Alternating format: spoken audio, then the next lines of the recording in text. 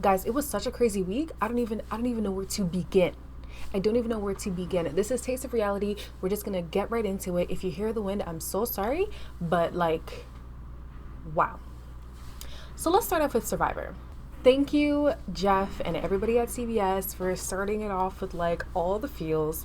All the families were there, and there was no loved ones challenge where it was like certain people get to hang out with their family and other people don't. It was just everybody, all the kids, the wives, the partners, the parents, the best friends. Like, my heart, it was so sweet. And I loved that they also took them all back to the beach. The kids were playing in the water, and it didn't matter like who you were aligned with or who was your enemy and stuff. It was purely just all love, all, just yes, just all kinds of feels. I was so here for it. And then, guys, when they brought the people to Edge of Extinction as well, that was just amazing. I loved it so much. I would have thought they would have fed the Edge of Extinction people, but I mean, I guess the game don't stop for nobody. But it was nice. It was nice to see the families and like at least give the Edge of Extinction people something of a recharge, some kind of refreshment, some kind of hope, because it is week on Edge of Extinction. I'm really like feeling for Natalie. Like, guys, she'd been there a long time. Immunity on the last stretch of it was between Ben and Tony, and Ben this time spelled his word correctly, but this was Tony's very first immunity win. I did not know that, but very exciting for Tony. I don't understand. I need to go back and watch how he won because I don't really remember, but good on him. A game that had to do with focus and, stillness and stuff. He really pulled out. I was so shocked. I really thought Ben had it, or even like Jeremy. Jeremy would have been good at this kind of challenge. Tyson too would have been really good, but Tony took it home. So good on Tony. So the people on the chopping block were Kim, Tyson, and then each side of the tribe wanted to, one side wanted to blindside Jeremy, the other side wanted to blindside Sophie. Here's the thing.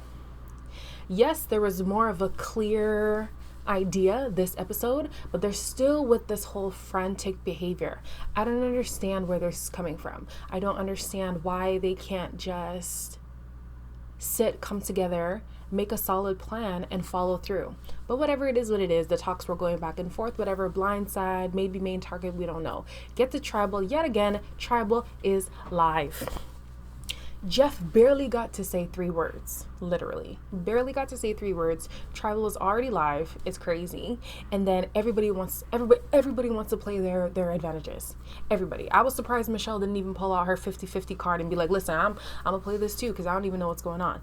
But Tribal is live. Nobody's really knowing like what's going on. And I thought, I at least thought that each side would have had a solid plan.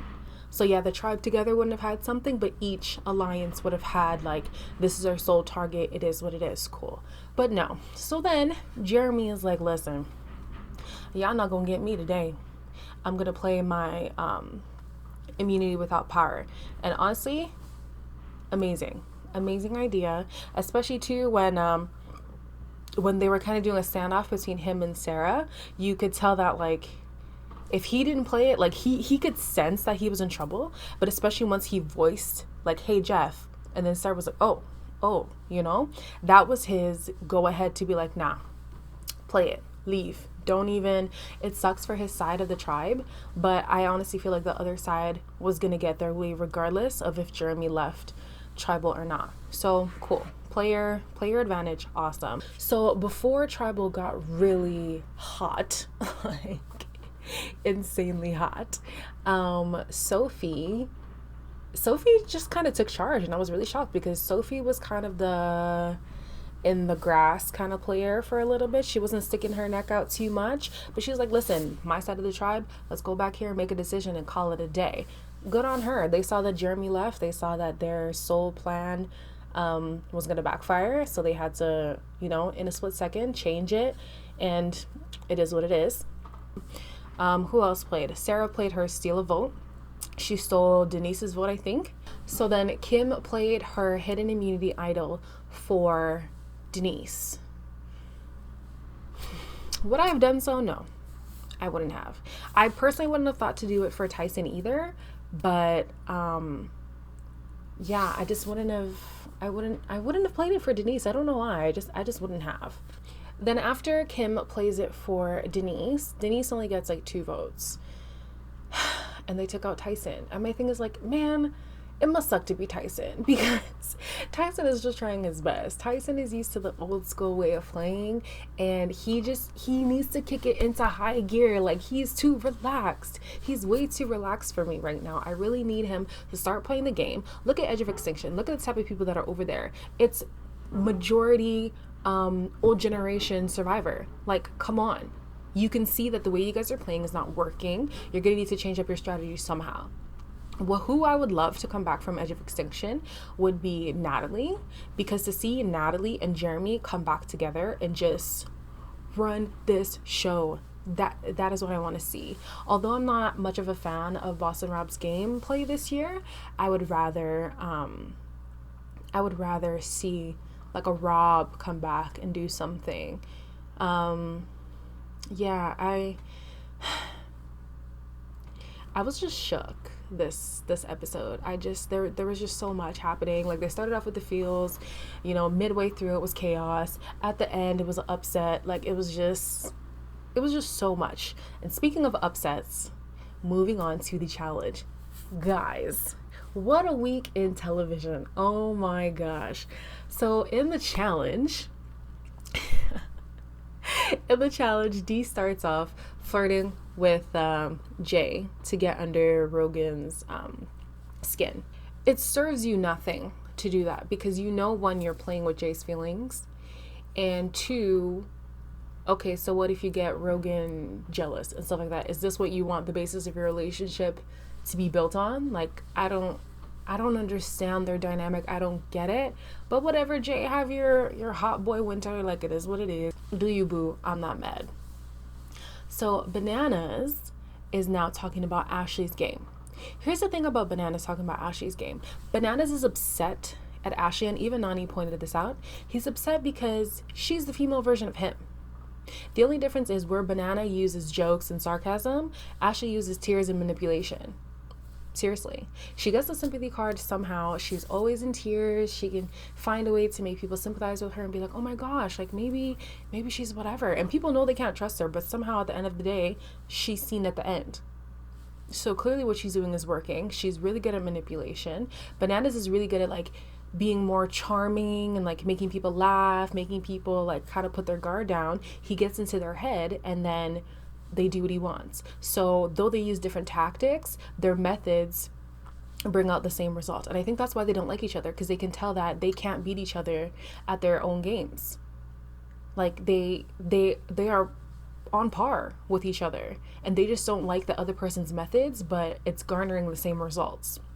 So it's an interesting dynamic that we're seeing at the beginning of this episode. So now off to the challenge. It was like a whole puzzle thing, writing up, getting the pieces, figuring out your code. CT getting it first. The only reason why I'm surprised is because he's just so stocky this season that I didn't think he'd be able to run back and forth and whatever. But I guess his memory is still really sharp, so he was able to do less runs than all the younger people and more fit people and still be able to complete the challenge. So good on him.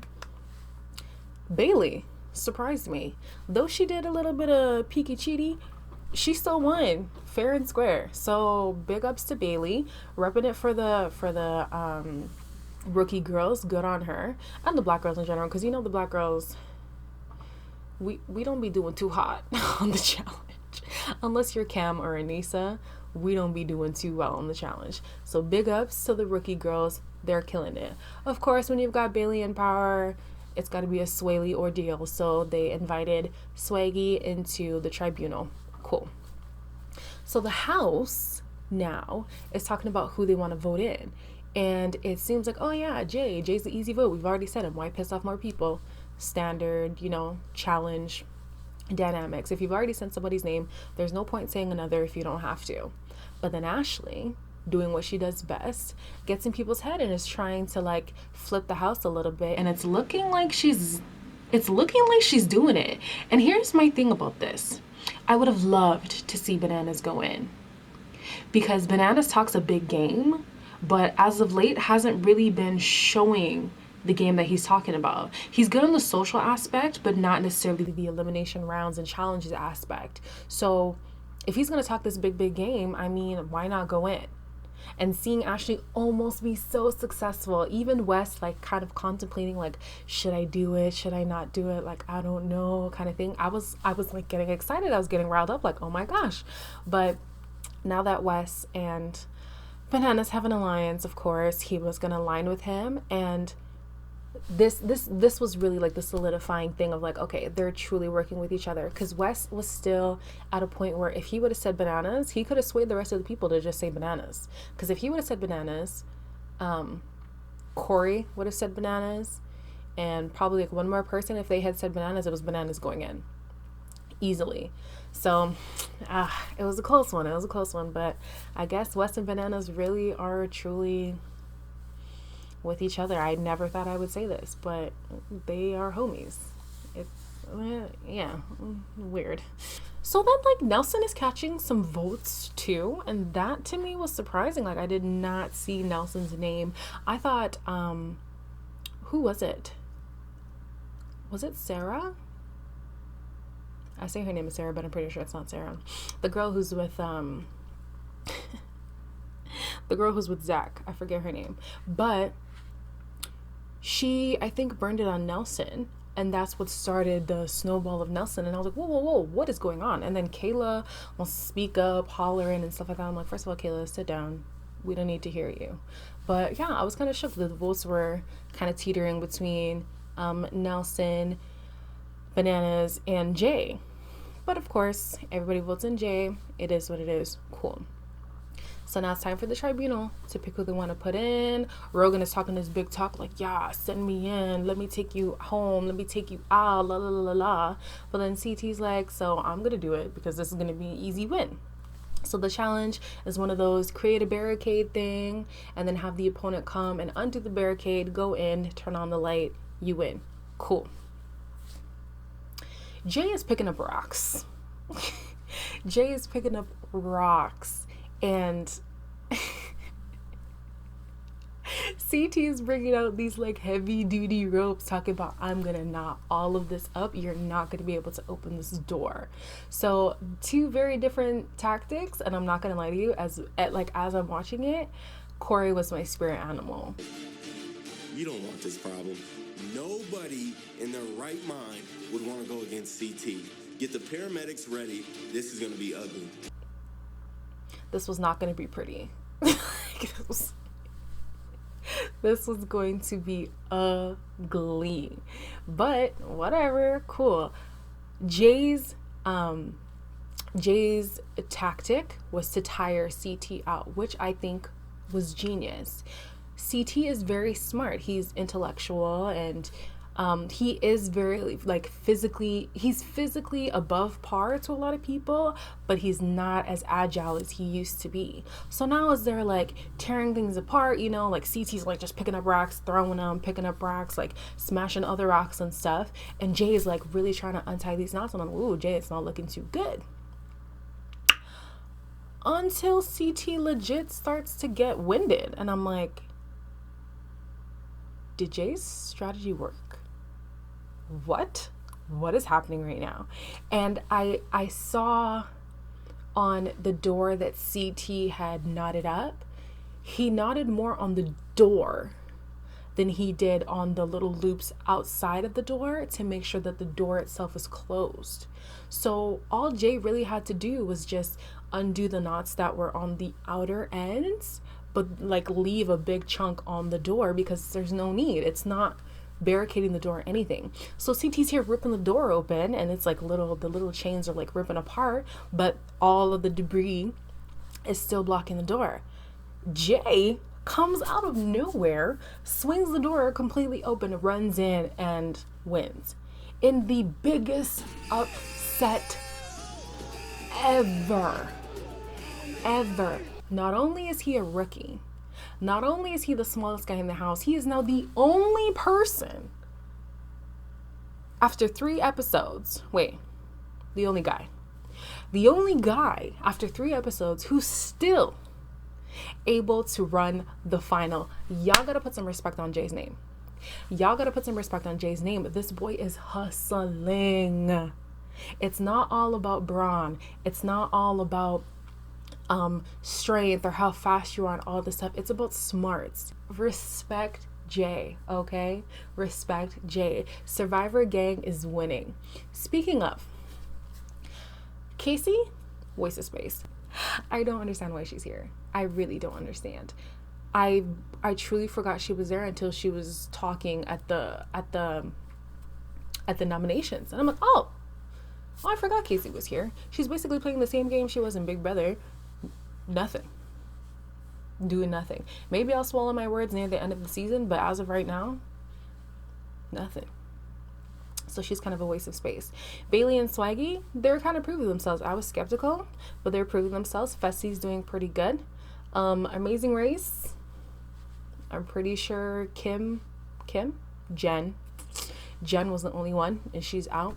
The people from the UK aren't really doing much either, but again, it is episode 3, so I'll give it time. Let me not be a Debbie Downer, but I'm just so proud of Jay. He's just killing it. Jay is just killing it. And it kind of makes you think too that it's no longer about keep the layups in the game or whatever. If he's visibly a layup but intellectually superior, he can beat anyone in the house, anybody in the house. So is it smarter to keep putting in Jay because you think he's a layup, or should you just start putting brawn against brawn to take out the harder people or the people who would make it harder for you to win later down the road, and then keep this supposed layup in case you needed an easy run? Honestly, I feel like they're not playing it right. Put in heavy hitters against heavy hitters. It's better to get them out now than you having to be the one to fight them later on in the season. Clearly, these people are still playing the old rules of the challenge, so whatever. All I would love TJ to do is make this rule solid from here on out. Because I'm sick of this whole escaping elimination. This, you have to go in to run the final, is the perfect solution to terrible gameplay and all this politicking, and yeah. So anyways, that has been this week in Taste of Reality. Survivor all around is just killing it. They're killing it in Survivor. They're killing it on the challenge. It's great. I'll catch you guys next week. Maybe I'll be flying around this time next week, so we'll see. Somebody did request that I do Love After Lockup, but it is 50 episodes in.